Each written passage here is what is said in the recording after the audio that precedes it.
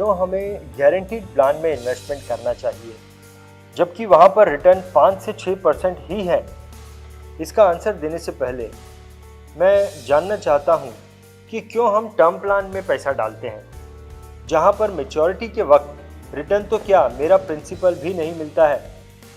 तो इसका आंसर ये होगा कि डेथ पर हमारा कंट्रोल नहीं है। इन केस अगर मेरी डेथ हो जाती है तो फिर भी मेरी फैमिली को एक इनकम चालू रहती है। तो टर्म प्लान मेरी डेथ के बाद जब इनकम नहीं रहती है तो उस गैप को फिल करता है। अब मैं ये जानना चाहता हूँ कि क्यों मैं ऐसी जगह में इन्वेस्ट करता हूँ जहाँ पर रिटर्न फिक्स नहीं है लेकिन चांसेस है कि मैं 12 से 20% रिटर्न बना सकता हूँ, क्योंकि I am an educated person. मुझे पता है इंडिया एमर्जिंग कंट्री है और लॉन्ग टर्म में पैसा बनेगा ही। इन्वेस्टमेंट करने की फ्लेक्सिबिलिटी है और मैं कभी भी पैसे निकाल सकता हूँ। अब मेरा आंसर आता है कि क्यों मुझे गारंटीड प्लान में भी इन्वेस्ट करना चाहिए जहाँ पर मुझे रिटर्न का सेक्रीफाइस करना है। सिर्फ 5 से 6% रिटर्न ही मिलेंगे।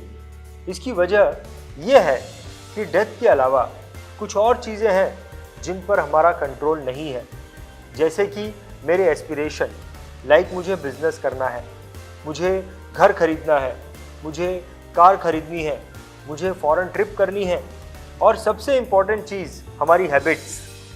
मेरे compulsory goals like kids education, retirement planning के पहले इन एस्पिरेशन की वजह से मेरा सारा पोर्टफोलियो कम या ज़ीरो भी हो सकता है। ऐसे कई एग्जाम्पल हमने देखे हैं जिन्होंने एस्पिरेशन के चलते अपना सारा पोर्टफोलियो ज़ीरो किया है। क्या आपको एग्जाम्पल देने की ज़रूरत है? तो चलिए एग्जाम्पल भी देते हैं। सतीश कौल, ये एक बहुत ही फेमस फिल्म एक्टर है, एक ज़माने का करोड़पति इंसान। एक वक्त ऐसा भी आया जब हॉस्पिटल का बिल भरने के लिए उनके पास पैसे नहीं थे। भगवान दादा, एक ज़माने में जुहू बीच में सी फेस 25 रूम का बंगला था, लेकिन जीवन के अंतिम समय में वो एक चौल में रहते थे। एस्पिरेशन के अलावा कुछ और भी रिस्क है जिन पर हमारा कंट्रोल नहीं है, जैसे कि किसी करीबी रिश्तेदार के यहाँ कुछ ऐसी इमरजेंसी हो गई कि हमारा खुद का ज़मीर हमसे कहे कि उन्हें पैसों की मदद करनी चाहिए। किसी को ज़रूरी काम के लिए उधार दे दिए, किसी करीबी रिलेटिव ने इमोशनली पैसे ले लिए। ऐसे भी कई एग्जाम्पल हैं। एक चीज़ ध्यान रखना, ये सारे प्रॉब्लम्स का जन्म तब होता है जब हमारा पोर्टफोलियो बड़ा बन जाता है। जब पोर्टफोलियो बहुत छोटा है या फिर नहीं है तो कोई आपको पूछेगा भी नहीं और ना ही आपकी एस्पिरेशन आपको तंग करेगी।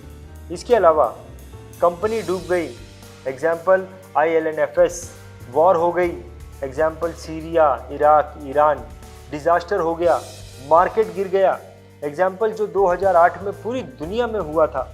इन सब परिस्थितियों की वजह से हमारा गोल धरा का धरा रह जाएगा।